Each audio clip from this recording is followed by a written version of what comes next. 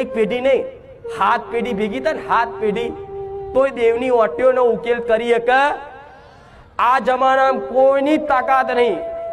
અશક્ય જ વાત ગણો તોય બરોબર છે કે દેવની ઓટીઓનું ચોખ્ખું 7 પેઢી આખી થાકી જાય ને તો મારા જેવી એક મેલડીને પકડતા પેઢીઓ જતી રહે તો હું મેલડી હાથમાં ના આવું. અને ભુવા ક્યાં હલાય પકડી લો તારી ગમે તેવી માતા હોય. અરે મારી ઈચ્છા હોય ને તો હું જાગૃત થઉં, નકર ભુવા થાકી જાય ને દોણા નાખી નાખીને વિડીયો પીપીને તો મારા જેવી મેલડી છે ને ગોર ગોર ફેરવા પેઢી હું મેલડી હોય.